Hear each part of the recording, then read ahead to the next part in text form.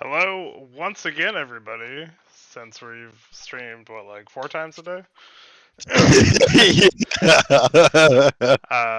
to the Seer for week 2 of Valhalla Esports season number 4. I'm joined once again by Matthias. How you doing, buddy? I'm doing pretty good, Elsham. I asked you that a few times, or you asked me that a few times today, but how are you doing? Getting a little, How was hanging in there? getting a little worn out, but we're doing our best. You know, people expect a lot of us, and we're doing what we can. We're doing it, absolutely. So we're gonna review the games from week 1.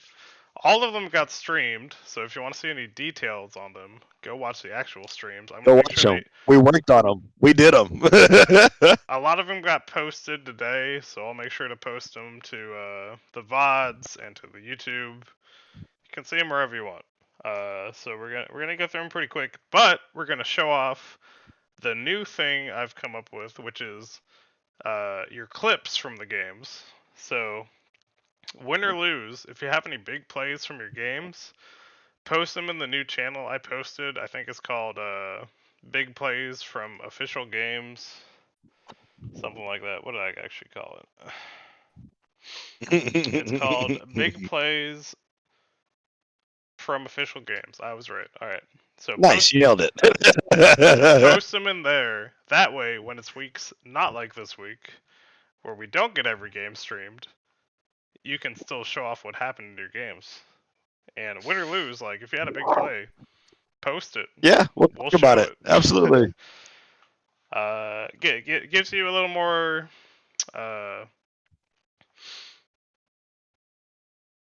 you know, impetus in showing what happened in case your game doesn't get streamed. And Yeah. if you pop off, even if it gets streamed, you'll get to see the replay once again, and we'll talk about it during this stream. So why not?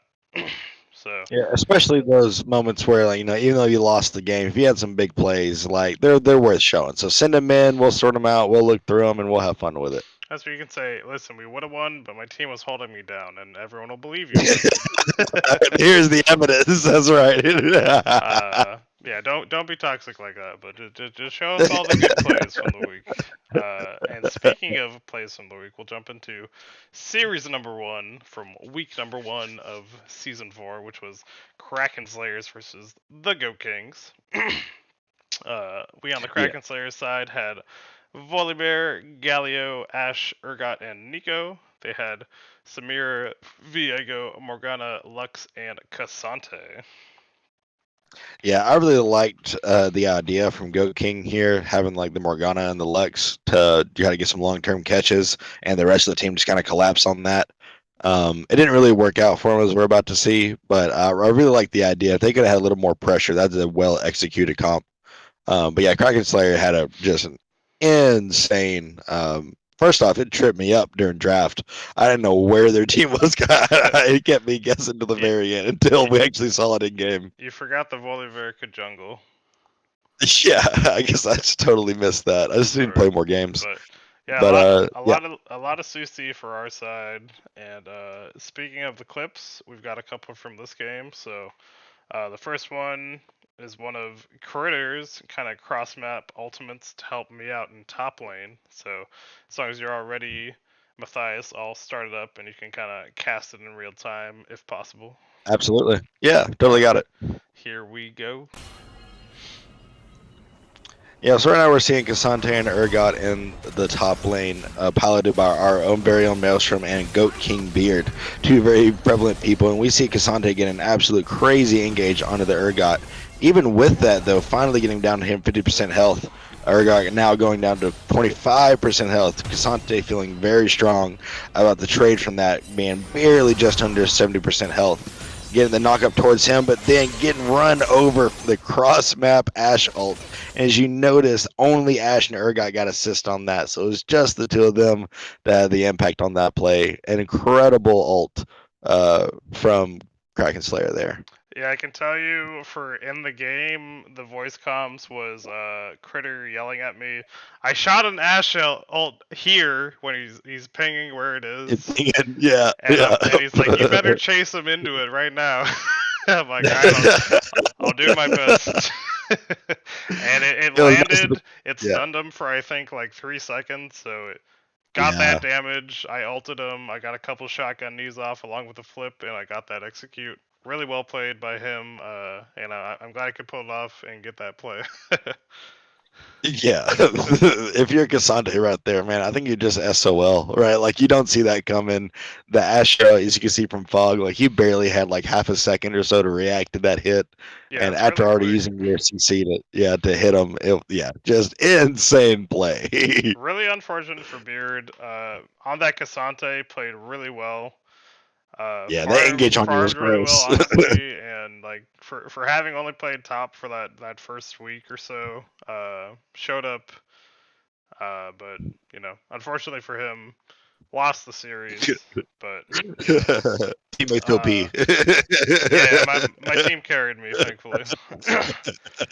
We also have one more clip from that first game.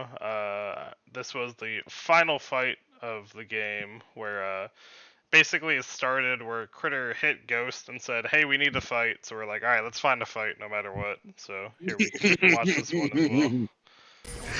The Kraken Slayer forced fight. We got four members here in the mid lane, and or three members rather than manning Volibear trying to get a little catch on Cassante, but now we see Cassante going in, trying to provide some distance, but Volibear, Nico, and Urgot just obliterate Samira before this even starts. So that basically started out as like a 2v5, but what an insane catch. And they just started plowing down. Ash Arrow getting the catch on here, Urgot getting the flip. Just good, consistent CNC peeling through the rest of MD. Go Kings, thank you. I was trying to find the name, I couldn't see it anywhere. I spaced out. You're good. You're good. But absolutely clutch ending. You know, they had a pretty sizable advantage here. They had Soul, they had Baron, they had all the necessary things, but absolutely clutch win. Urgot being the tankiest freaking dude I have ever, like, it blows me away how long he'll just stand there in auto and not die. It is, especially late game. It's absolutely insane. You were a menace It, that game, it along with the rest of Kraken Slayers. it's Absolute blast. it's part of why you max the shield second, because it just gives you so much extra HP value from extra CC from the flips and extra health from having a bigger shield. But yeah, it was definitely very useful. But we'll check out the final score screen where we see Critter popped off on that Ash 10, 1, and 9. Oh yeah. I ended up with a pretty good game on the Urgot 9, 2, and 2. The rest of the team was there to help us out. Had a ton of CC and a ton of assists on everyone else. So everyone contributing. Honestly, a fairly close match overall. I think we kind of snowballed farther into the late game, so plenty of opportunities for Goat Kings to have brought it back, but went our way. Fortunately Yep, for yep. us. Go Kings had almost every opportunity early game to try to find those picks, or whatever. But y'all just definitely got to the team fighting and death balled and got away with it. Absolutely, with a 15K gold lead near the end, monstrous. Yep. And we look at game two. This time, Go Kings grabbed the Volibear, had the Leona Zayas, Kled, Vex. We had the Warwick, which Tac Ali is very well known for. It's one of his main jungle champs. We had the Galley of Support once again with the Jinx. I got Urgot again top, and we had Vladimir mid lane. Yeah, Goat Kings comp here, I was so hyped for. It looks so good. Like if I'm looking at like a classic staple team, Kled supports everyone, Leona supports everyone, Volibear does the tower dive thing, Vex has a great dive to follow that up, like and Zaya has her own self peel. That team looks terrifying. And but y'all had all these slippery ways to kind of dodge and get in and out. I was so excited to see this game. Yeah, this was a fun one to watch. Definitely check it out if you missed it. Go Kings, honestly, were even to ahead for, I want to say, at least 20 of the minutes of the game. Yeah, at least. Yeah, it was pretty close because y'all, had tight trades back and forth. Yeah, throughout And most of it. the clip posted next was actually posted by Tac Alley, which I want to call out because he posted one which is complimentary of the other team. It's one where Hell Wooly yeah. was able to jump in and take a dragon, so we'll watch that one real quick.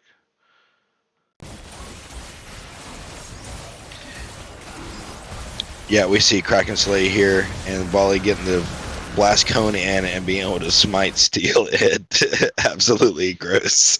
Able to jump in, get that dragon, loses his life, but says, "Hey, I got the objective. It's worth." I did it.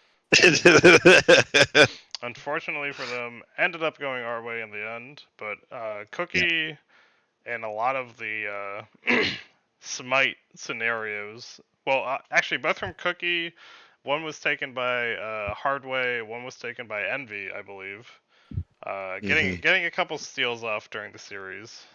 Uh, Yeah, that was an exciting one to watch it, for sure. It was just it was actually all part of our strategy. We said, hey, they can steal the objectives. We don't need them. we just want the gold. We'll Guys, we're gonna bait the Volibear here, but we're gonna let him get it. check out the post game. Didn't see the extra clips from this one. Jinx had two more cross map ult snipes to help me out a Yep. couple times. So Yep. Critter was on point for this week on the cross map snipes.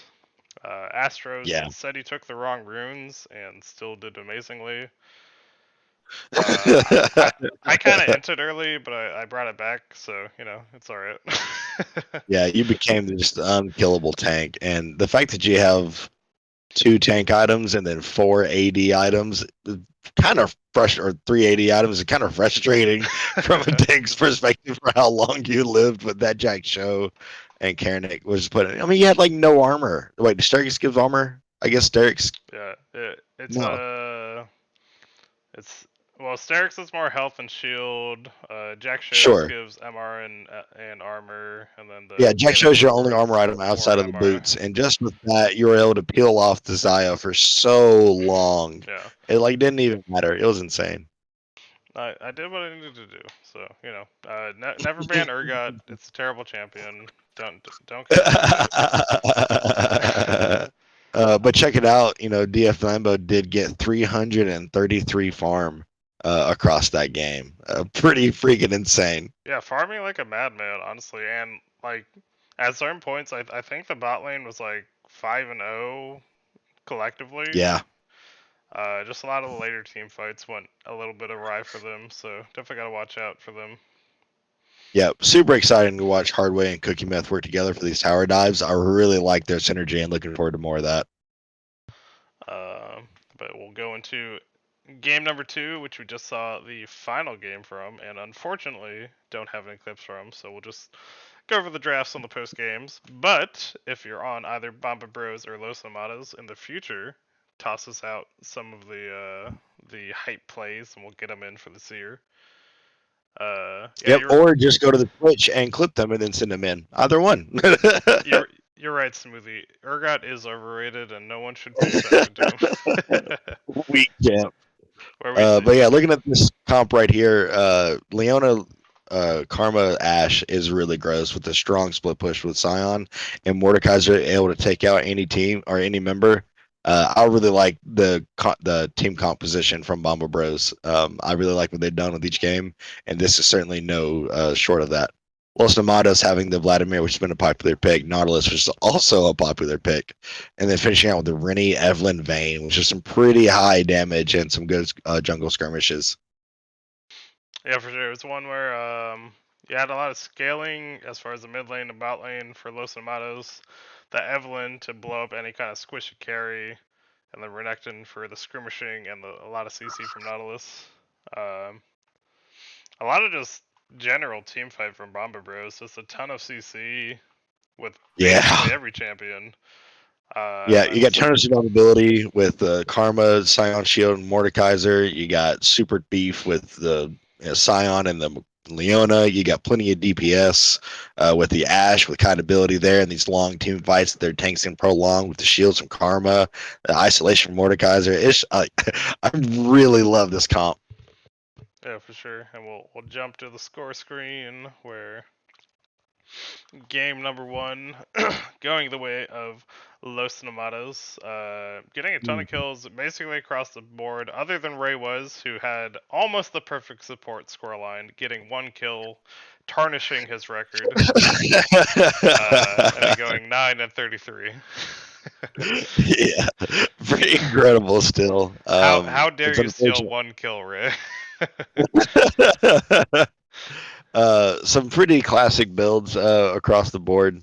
Seeing Redacted Vlad going the Riftmaker Rabadons. He did go phase rush this game. In that other game, we might see later.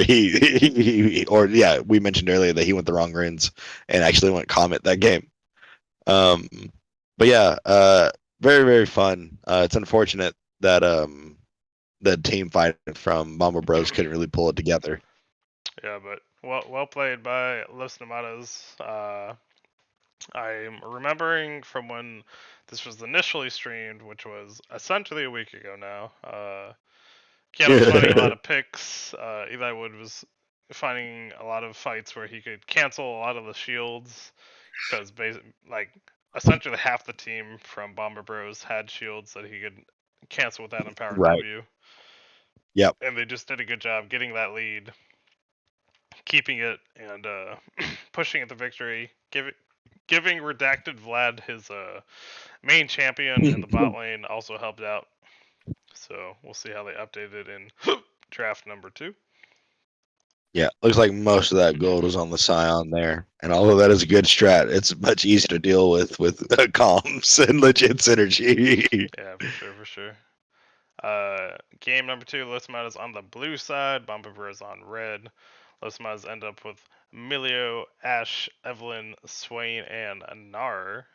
Bomber Bros have. Ash? Hmm? Aphelios? Oh, sorry. Oh, I'm so sorry. Continue. My bad. Yeah, if I said Aphelios, I meant Ash. No, I heard wrong. I'm so sorry. Bomber Bros had Aphelios, Braum, Scion, Talia, and Ornn. So another big setup for Bomber Bros where they had Yeah. basically 3 beefy boys, 2 high damage champs. Similar setup for Los Tomatos. Milio enabling the Ash. Swain just to kind of drain tank the enemy team, and then some CC from Nar and pick off from Evelyn once again. So, Yeah, Ash being very popular with these, either cross map snipes or just, general engage whatnot. A really safe champion. The self peel built in with all the slows. She gets that movement speed going, and she is a big problem. But again, super cool draft from Bomber Bros. You know, very clear what they want to do, very scary. If they hit late game or if they get ahead at all, it's clear that they could absolutely run over people.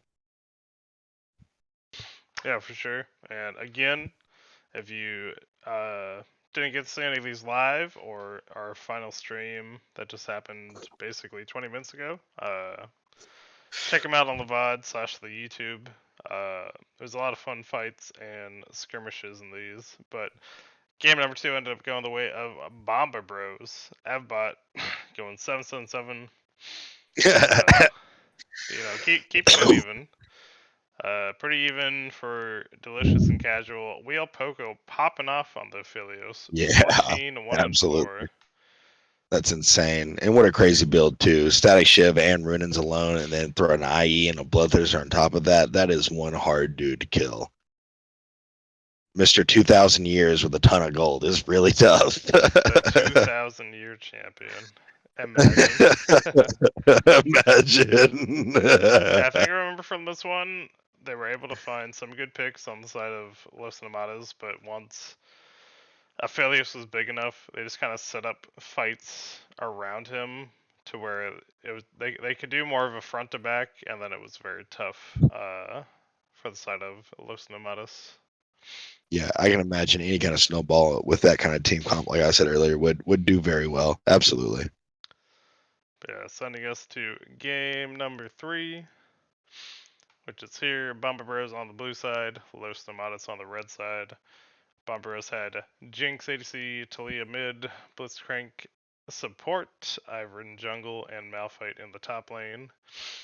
Los Nematas ended up with Vayne, Emilio bot, Annie in the mid lane, Jarvan jungle, and a Rumble in that top lane. Yeah, we just casted this game, so this one's pretty fresh in my mind. The hot pot setup from Los Nematos looks really, really spicy. But the overall team fight from Bomber Bros, again, just coming in really, really strong. I really like what they did with how they go about their drafts. It's very clear what their team is good at and what they want to do. Yeah, they were able to pop off pretty hard with the Talia, just getting a lot of damage down, and Casual on the Ivern, able to steal away a lot of camps and just get a really Mhm. big XP lead. So we'll jump into the score screen. We see where a Wheel Poco once again was very large in the AC roll on the Jinx. If you got a big Jinx, you're probably going to have a good time. Snoropsy was doing his best, was finding some kills onto Evbot, but Yep, once yep, it kind of got into actual team fights, it was a little rough for Los Cinematas, and Bomber Bros were able to close it out. yep. Um, Absolutely. Snurbopsy laying down some this very clippable moment Snurbopsy had with that Annie doing a couple of 2v1s and getting away scot free and really showing off some skill there. And Redacted Vlad and Ray were fun to watch in the bot lane. Keanu had a little unfortunate game, but I remember uh, he's not a sub, right? Or is he? I can't remember. He had to sub for them, and Right. it was also rough where like he got his buff stolen. I don't think the He vision did. was there to see that it got stolen, so he got put behind Yep. without really the vision to know. Yeah, he got Uh, cheesed by the Iron for sure, but even still, you know, in the early game after getting cheesed, he still was very active in the early game, had plenty of good engages and supported his team, but he just got unlucky and just got too far behind in gold, and Bomba Bros really just kind of blow him up anytime he entered the fight. for sure, But for still, sure. the early game was well done. It was really on Bomba Bros for just a good execution. Yeah, I agree. And anyone from either Los Tomates or Bomber Bros for the following weeks, if you have good plays, make sure to post them in the clips channel, and we'll get them up here for this year. Yep, there Next are plenty, game. plenty on both sides. Next game was NRO versus FF15, which has a longer name, but that's okay. Unfortunately, I haven't got quite to see this game, but looking at the draft alone, I really like FF15's comp. The long range with the Kaisa and the Morgana catch, Nautilus, all that together. A little bit of not so popular champions coming in with like the landing Morgana and whatnot. I think that's really cool. But then you look it over at NRO and you have Karma and Janna for support, and then you have the Lilia, Poppy, and Jinx. A lot of the pressure is probably on the Jinx with secondary on the Lilia for DPS. Right, right, right. Um, But I really like that idea. That is a hardcore enchanter comp, and you don't see those very often, and I think that's very cool. Yeah, it's one where if Jinx gets really big slash Lilia's just doing damage, then those are your carries. Exactly. But Yeah. it's kind of Yeah. reliant on them being your carries. Indeed, Um, Poppy's a good champ, but they definitely, it relies on one of them to get most of the gold during that for sure. and then on the side of F15, Bentage getting his signature Morgana, so getting Mhm. to play the mid lane, getting that Nautilus Kaisa, a pretty standard bot lane for some strength, and the Zac right now that top lane is pretty scary, along with Kane being able to pop off with either build. So we have one clip from them, but it's not till game two, so we'll jump into the score screen for game one, where FF15 are able to take it. Cover Panda having a very good game, 10, 4, and 11 on that Kaisa. KB Jelly actually was popping off really hard on that Nautilus. Set up a lot of the fights, as you can see with those 15 assists. Yeah. Along with Bentage getting a lot of bindings where they were pretty good, and Smoothie near the end of the game just eing into the enemy team, ulting, and just disrupting team fights kind of ridiculously. I'm s- Salt had a fantastic game. He really loved it. He didn't get form until about 30 minutes, so oh no. it was his favorite game ever. But they did win, so Seeing a lot of familiar faces on these two teams, it's cool to see, Mines and Covert on opposite sides heading at each other. It's a lot of big brain energy colliding there. But looking at Mine's team with Kit Buu, Shumpo, Excellence, and Dainty Taco, that looks like a fun team. I think they'll be able to build, as far as like a late season team. I think that's gonna be really fun to look at. But yeah, Smoothie, Salt, Vintage, Panda, and Jelly, dude, that's the bros right there, man. That's a blast. yeah, I totally agree. For the side of NRO, um, like the Lilia and Poppy for this game were really big. Weren't big enough to take it home for them, unfortunately for their side. But I think it's a lineup where if they get enough practice in, they're gonna be really scary by the end of the season. Yeah, yeah. I can see all those being a problem for everyone. Not one of those people are weak in any of those lanes. I like that a lot. Yeah, for sure. I totally agree with that. But then we'll jump into draft for game number two, and then we'll check out the clip we have for this series. So Alrighty, we're looking at FFs getting the vintage on the Morgana again, pretty clean, and following up with the Senna in the bot lane. Absolutely, that's a sounds like a heinous lane to be honest. Then we get Lilia, Ramus, and Urgot. So maybe not. That's how I planned out in my head. Then we got on NRO, we got Belveth, which is super scary. Braum, Ash, Yone, and Rumble. Similar kind of almost hot pot vibe with the Rumble, Yone, Braum. That's a big bounce. And Ash and Yone and Belveth for the carries, and still that's a really well crafted team too. That's a lot of damage. yeah, it's one where like if you get set up really well on Night Raid Owl side, you can just kind of burn people down. F15 kind of again going for like 2 to 2.5 carries plus a lot of Yeah, CC. yeah, And big they fan have of a that. clip here for one of the drag fights where Salt was on the Lilia, and they said he had a pretty good drag fight. So we'll check it out real quick. All right, let's see what Salty Boy does. So we got a big skill here. We got a TP coming in. We got all 5 members and all 5 members. So this is a full drag fight. We see Urgot kind of flirting there against it, and we see Blue Side start this fight, getting it back down to 25% health. They're still trying to find their right moment. Then we see Ramos get a great ult and hot pot coming down against it. But Senna and the Ramos getting some crazy synergy right there. Lilia getting the double kill shutdown and absolutely just mowing over them. Lily got a huge ult during that fight too, and Urgot was chased down for the final kill. Very aggressive, very very good. Yeah, just big wombo on the team fight there. Had the engage.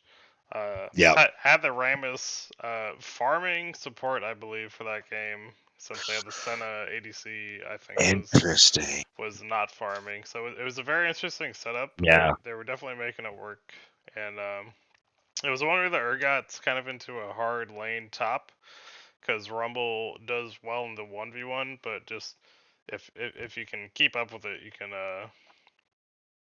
play well into it for the team fights. So definitely doing what they need to do. As we'll look at this score screen real quick, as FF15 able to take the 2-0 victory despite being predicted. I think it was at like 25% for this week. Took the 2-0 victory. So just trying to prove everyone they are a threat. So you got to watch out for them. Yeah, Mine's Desire is still getting 19 kills onto the Rumbles. Insane. Mines, despite having a losing week, was the top of the kill charts. So, watch out for that Fair one. enough. Absolutely. Salt having a great game on Lily. I love having him in the jungle. He's a lot of fun. Smoothie playing the Urgot, as he was saying in chat, underrated champion. Or or overrated champion, rather, weak champ. I like the ignore Urgot. Urgot doesn't matter. I like the Senna Ramus with the farming Ramus, so you have still a strong tank, and then the Senna for the damage. That is a really cool. I want to go back and see if I can watch that game and see how they did against the Ash Brom, because Ash Brom catching either one of those people out is a problem. But Ramus is being a good front run for that. I like that. We have them all available, so if you missed any of them, they're available to watch either on Twitch or on YouTube. Definitely check them out. Yeah. Yeah. And even, ended with a 5K goal difference. That had to be an absolute banger of a game. Right. Yeah, a lot of games also, like, it can start off where it's like, I think this game started off pretty rough for Smoothie, where he was maybe like 0-3 or 0-4, but then he got to team fights and he was able to bring it way back just because it's just able to navigate those team fights. So it is very fun to watch. And definitely, if you want to see some more League of Legends actions, check them out.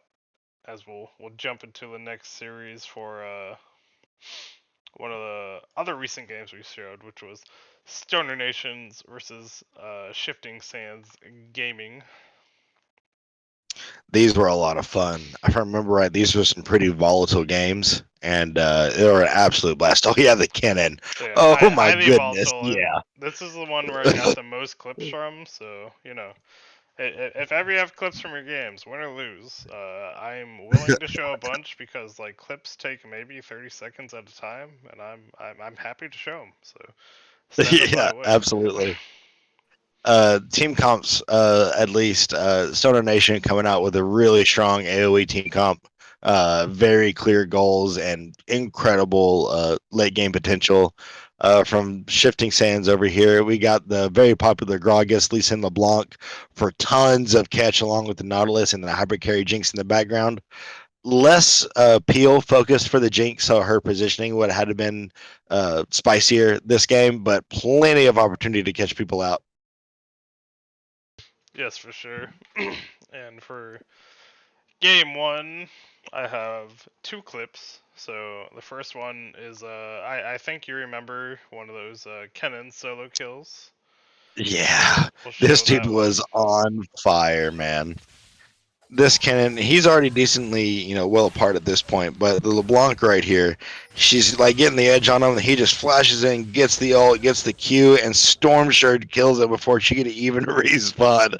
Just absolutely deleted her. Yeah, I think that was right after he had 2 items. And just knows the damage, so, if you're playing against Halcyon, don't give him Kennen. Just don't give him Kennen. He was a menace. and then one more again from the Kennen at the end of game one, where we talked a lot throughout the game, where he had a lot of solo kills, solo burst outs. Yep. Let us have Kennen. No, you can't have Kennen unless if people allow you to have Kennen, that's on them. I've told them all I need them at this point. Yeah, there's clips, there's evidence. We're announcing it, we're broadcasting it. Don't let this dude have Kennen, as we're about to see. This is the end of game one, where we said, hey, if only Kennen had a multi-man ultimate, and it finally happened. And we see late in the base here, and he, having 3 members here, he sees it, instantly flashes in, gets the ult down, and single-handedly kills the Lee Sin, and gets the setup for the other two, dealing 80% of their health in the meantime, off of pressing 2-3 buttons. It's Woof, that is a positive return on per click. Real quick, blew him up. So we'll check out the end of the game. Boomy having a big game on that Wukong 7-1-9. Another champ, maybe you could consider banning away from him. I think he got 4 banned in this game, but it didn't include Wukong, so maybe consider that one. Yeah, How, we got the Trundle, the Diego, the Rel Jungle, and then the Vi, absolutely. And still, he right, played Wukong and got to pop off. Halcyon popping off 10, 3, and 7 on that Kennen, and then Duck Butter 8, 1, 6 just popping off on that Smolder as well. And had a Yeah, lot of as soon as he safety got, in the Tom Kench. yeah, to emphasize again, the Essence Reaver Shojin Liandries, just the fact that that even works on a champion like that is insane. Right. But the moment he got Elder Dragon, it started to turn for the worse very fast. But definitely went well for them.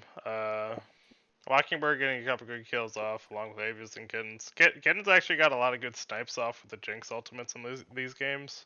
Yep, yep. Uh, A lot of good Sal- Jinx snipes this first week. salvaged a lot of fights that could have been way worse, but wasn't enough to propel them to the victory in game one. Yet, Uh, despite the 12K gold difference, it wasn't quite as steamrolly as it may look. The early versions of this game were still pretty tight. right. And then game two, Stoner Nation's back on blue side, Shifting Sands on red side. Stoner Nation's had Jinx, Thresh, Diana in the mid lane, Jace top, and Wukong once again in the jungle. Shifting Sands had Yep. Tristana ADC, Gragas top, Gragas jungle, Braum support, Gnar top, and Aurelia mid.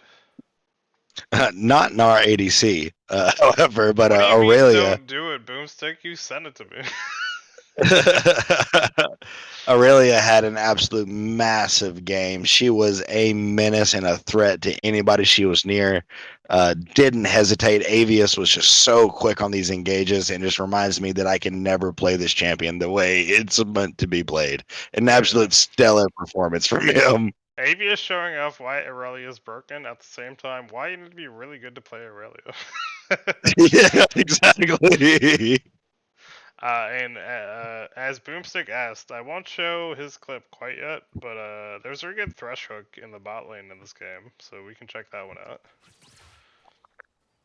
Worthy does. So we see Thresh getting creeping on. Yep, we got getting the hook right onto Tristana out of the gate, flaying the jump out right onto the Jinx traps, and the last auto picking up for Duck Butter Toast. Really a fantastic flay there, just timing it perfectly with the Tristana jump. So when she tried to get out of harm's way, could not move at all. Yep, Oh no, I'm gonna show a it to true me. death sentence. Okay, if you're gonna post it in the clips channel, I'm not gonna not show it. Not gonna not show it.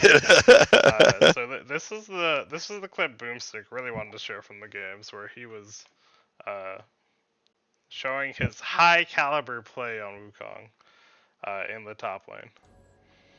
We love to see,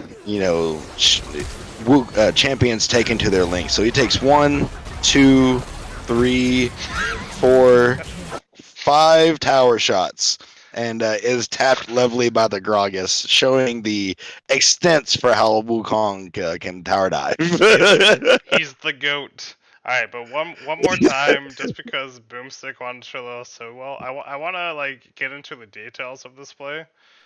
Yeah. Break it down for us. Yeah. Alright. So he W's to get over the wall, but he misses it, so then he flashes over the wall. And then he takes a couple of tower shots, and then he ults, doesn't lose tower aggro, and then dies to the tower. Really well played, honestly. Yeah. Showing the commitment to the play, Like, listen, I could have made it over the wall without flash, but I'm gonna flash to get over this motherfucking wall.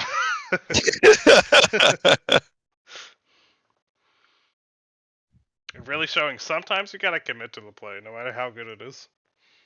Yep. You got to commit. Yeah, absolutely got to commit. But And otherwise, to this is where we saw the. Go ahead.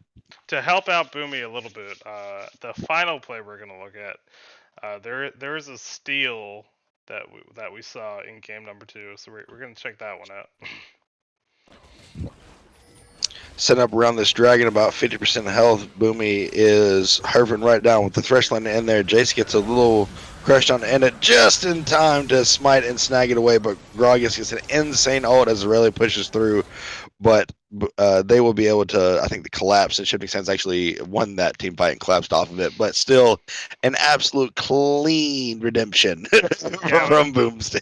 it was a very good ult from the Gragas. Got a couple kills after the play, but Boomy collected that dragon, setting him up for the soul, and once they kind of respawned and kept going from there, Yep. had pretty good control of the game. So a nice steal on that Wukong jungle, despite the immaculate play we saw in the top lane. And we'll check out the post game screen. Going 2, 5, and 15. Could have a little more, but wanted to die to the Sorry. tower. But Duck Butter Toast carrying the team once again. 11, 1, and 9, just popping off like a madman. Yeah.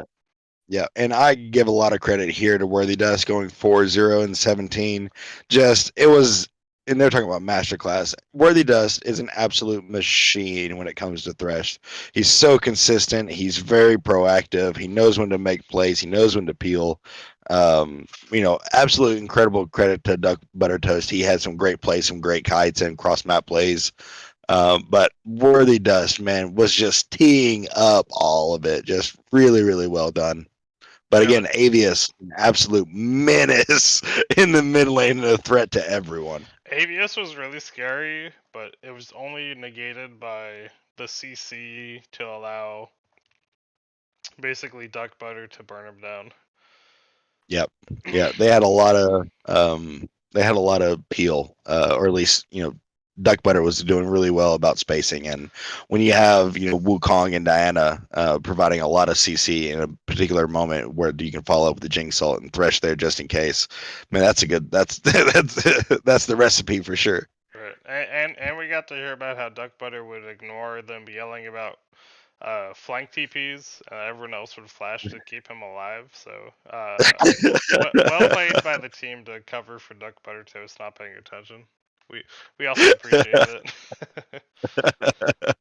But excited to see here the Conqueror Bruiser Diana build with the Anathemas Chains, the Jack Show, and the Iceborne after rushing the Nash's Tooth. I just really enjoyed watching that build develop, and Halcyon played it well and made some really game breaking plays. Yeah, for sure. Definitely adapting the build to where he was in the game and making it work well.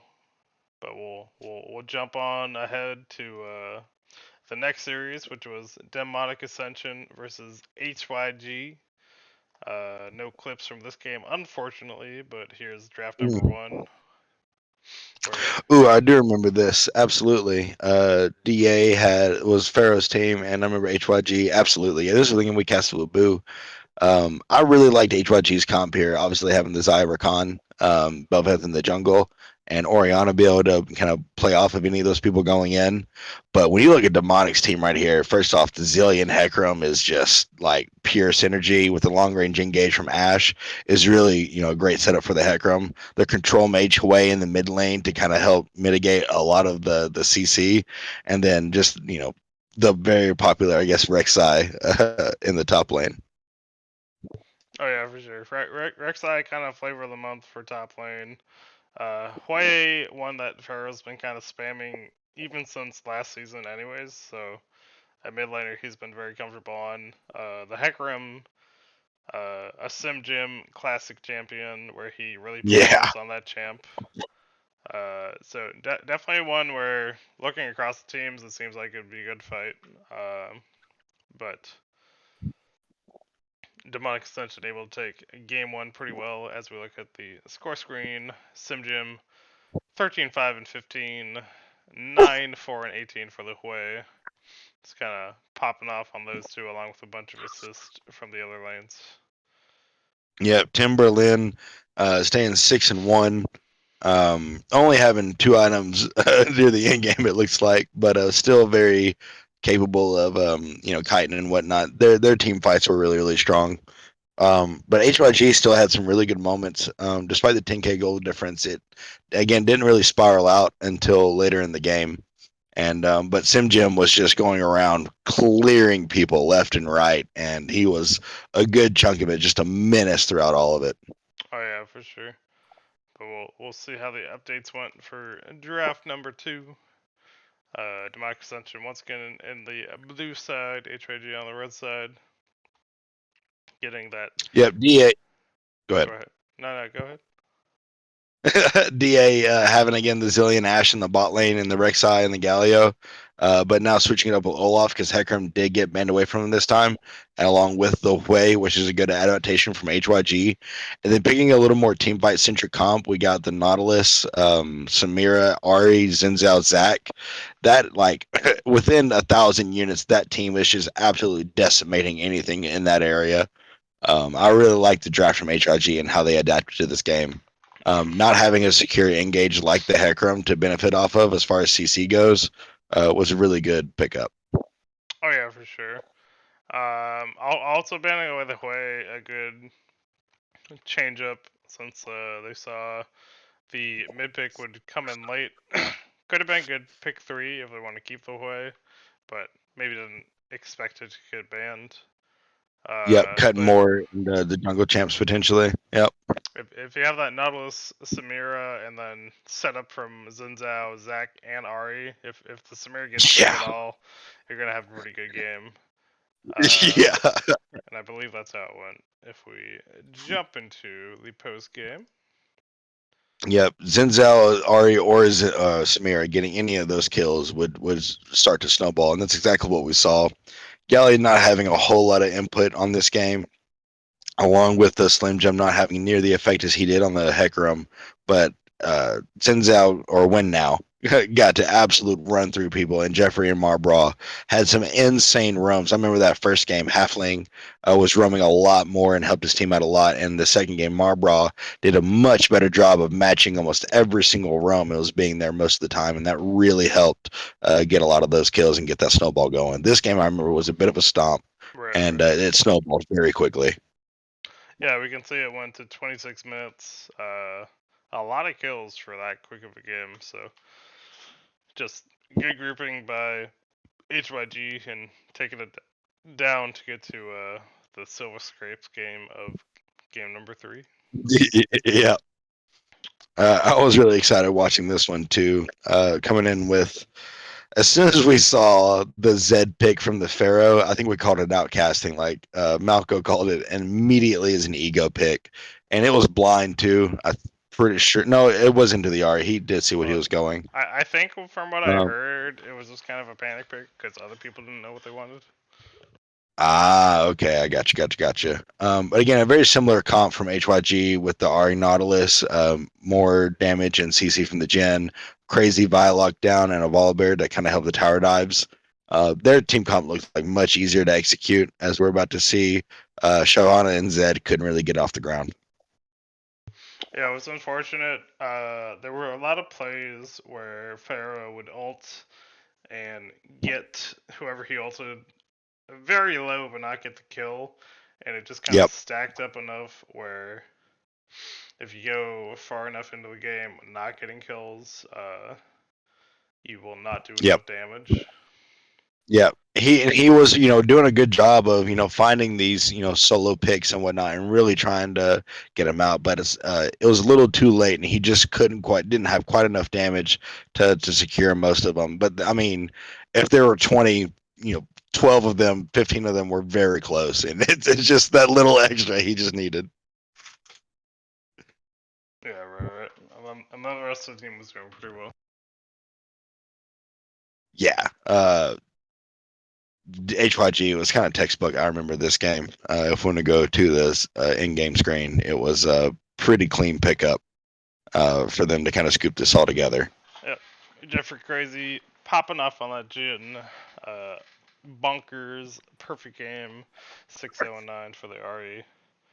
Perfy and TJ doing what they needed to do along with Mabra. Yep.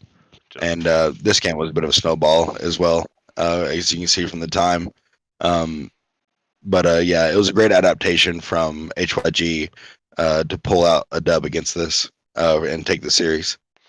Definitely another fun one. Like, if you want to see a back and forth series, check it out for the actual casted games. You will enjoy. And then Yeah, for a lot of the energy, a lot of energy. final series with kind of a lack of energy, unfortunately, was TGM versus insert name there, where TGM had to forfeit because they did not have the lineup for the night. So nothing happened. It's a bit tough. It is. It's a bit tough. Good thing it's only week one and not later. You know, you might be able to sacrifice whatnot, and you know, it sets them up for next week for having a little more mysterious coming into week two. Yeah, if anyone wants to see Titan Gaming Box or insert name there in the real games, you could vote for them for the live cast for next week because we haven't seen them yet, so we just don't know. Gotta see how they do. Absolutely. But with that, we'll look at the games for next week where we've got. Predictions. Yep. Make sure if you haven't get your predictions in. You have until game time, so basically you have a day to get them in until 9 p.m. EST tomorrow. But first matchup is Go Kings versus Los Tomatos. Got Bomber Bros versus FF15. Night Raid Owls versus the Kraken Slayers. Stoner Nation versus Demonic Ascension. HYG versus insert name there. And Titan Gaming Box versus Shifting Sands Gaming. Boosted calling out the predictions lead for week one. Yes, Boosted, I have that already. If you want to be patient. Uh, Somebody knows. calm yourself down real quick, you know. I Yeah, like these upcoming games, getting used to some of the players here and know the teams and how they're forming. Stoner Nation versus DA, I think they both grew a lot in their games. Looking forward to that. Um, looking to see Bomber Bros versus FF15. Go Kings looking really good. Kraken Slayers looking really good. Mines and Cupboard's team looking really good. I'd like, you know, the first week was absolute bangers. You know, even though some of them were 2-0s, they were close games. You know, they did not go down easy, and I think everybody can take something constructive and, you know, with a little more practice for next week, you know, really make some progress. oh yeah, for sure. Like, with a little bit of practice or anything, week two is still very much unknown. We're gonna look at the predictions for week number two first before we look at how week number one predictions went off. Uh, Ha! so for Go Kings versus Los Nemadas, we have 90 to 10% believers in Los Nomadas. Woo! And after the showing Go Kings have, man, that is spicy. It is pretty rough. Man. Like I get where they're in flux right now, so I kinda get where people were voting, but it very much Mm-mm. depends on where that team ends up. Because if they get a good lineup and Beard gets enough practice in that top lane, they're a scary Yep. team. So you Yep. still gotta They're watch out for developing, them. no doubt. You can't write them off. Next, Bomber Bros versus FF15 or FF's FF15. For fuck's sake, forfeit 15. And we have 73% for Bomba Bros, 26% for FF15. People believing in yeah, the Bomber. Bomba Bros. Yeah, they had a really good showing, and on top of, you know, the way they draft their team comps, if they just get, you know, nailed down their landing phase, their mid game and team fights are just monstrous. Yeah, I think this one could work, but I also went the last week not believing in FF15, so I think this week I believed in them. Mm. So I think I believed in FF15 this week because they're just cracked. They have salt in the jungle. They have smoothie top. Like, what are you gonna do? They're the best. Certainly a fan of the salt. Yeah, certainly a fan of the salt and smoothie. Those are fun guys, and again, that looks like a super fun team. But yeah, I wouldn't count them out by any means whatsoever. I th- I th- And then we got I think I good. was a believer this time, but I'll have to double check. I gotta start getting my predictions in. You gotta get NRO them in versus by 9 p.m. tomorrow, 9 p.m. EST. indeed. Got him. All right. Next we got NRO versus Kraken Slayers. Kraken Slayers coming off a good win, but they are deemed 79 or 78%, 79% versus NRO. Honestly, I'm kind of surprised how one-sided this vote is. I feel like this one's gonna be really close. Yeah, I think this one's gonna be spicy, especially for week 2. I I think progress is gonna be spicy. I have to make sure I don't feed mines, and then Yeah, you do. my bot lane needs to be their bot lane pretty well, and then I think Astros will do well into Shunpo, but it depends on how much Shunpo has been playing League versus anything else. Yeah, I know on his staple Katarina. He's an absolute monster and so slippery. And you going up against Mines, one of the highest salary players in the league, just Right. an absolute monster. And you And I already saw you already saw from this week all into Beard, so exactly. you don't know And what he's gonna Mines, do. like you said, leading the kills. You got your work cut out for you. So practice those tanks. We'll have to see how it goes. Then we got Stoner Nation versus Demonic Ascension. I expect this game to be pretty spicy. As much as I want to Big vote believe, for yeah, Stoner there it Nation. is. Yeah, big votes for Stoner Nation there. Demonic Ascension had a good first game, but did not adapt well and kind of panicked the third game. Stoner Nation looking really together their first week. I think Stoner Nation probably has one of the better teams kind of out of the gate as far as like pound for pound, as far as improvement goes. And that might limit their in-game capabilities, but I think they are definitely starting out strong and with good synergy. Yeah. The other issue for Demonic, they have a lot of team changes going on right now, Yep. so there's a lot of question marks for them. If they can end up with a roster that works out, then they could be scary for sure. It just depends on who Farah ends up having on the team. Yep. Yep. And even still, they had a good showing that first game. And when they get their team locked down and whatnot, I expect more for Yeah. sure. They'll And be there. Boost is just gonna plan to not run the Jace anymore, so he's gonna let the team carry him. Next, we got HYG and insert name there. That's right. And What a great logo is the int of the victory screen or defeat screen. That's yeah, absolutely incredible. thank you to Deity for the int screenshot. And insert name there didn't actually get to show off what they could do last week. So getting the first sight this week, assuming the games go off as expected. Yeah, and HYG showing, going pretty strong. I think their team building is going to be locked in, and they'll make some good progress soon. 84% getting it wrong. Rough. That's where they fuck up the pickums. That's how people get ahead. Yeah, it's rough. Everyone's fucked up their pickums so hard by picking what might be the scariest team in the league. But And then last but not least, we got the other team we haven't seen yet, Titan Gaming Mox and Shifting Sands Gaming. this one actually fairly And even.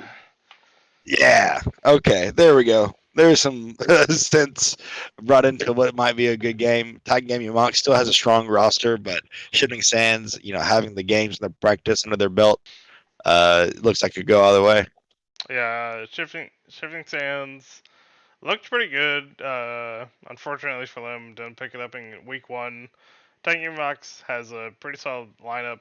Had to trade out Flimsy Fence for now Bunny Lord, but I think that was the only update they had to make. So as long as they're around to play for this week, definitely have a chance to try to take the win. Yep, yep. We we, And we, we yeah, get still your don't know if predictions it's enough after right boosted. in. could be the freebie for every week. We don't really know. we're hoping Vixper's gonna pull them together. You know. Right. But yeah. Yeah, right on. I'm excited for this next week, and I'll hopefully be around more. We get these games cast a little closer to when they're played, and looking forward to the live cast. Absolutely. Yeah, we'll keep pushing for the live casts. We'll keep pushing for the VODs. We have our boy Matthias, who potentially can be another person to run the stream, so it'll make it a little easier. And as long as everyone's watching and we're having good engagement, we'll do all we can. But thank you ever for Yep. watching, and check it out tomorrow for the live games. Be sure to get your votes in for what game you want And to send in be those streamed. clips. And yeah, get in your clips so we can have more clips for the Seer and have more fun with it. But you know, everyone have a good night. Thank you for watching like 4 streams today. Hopefully, Yeah, Elstrom, it's been an endeavor, no doubt a marathon, but we did it, buddy. we've done our best. Don't expect this every week. I'm not normally this free. But yeah, everyone have a good night. We love you. GG, love you.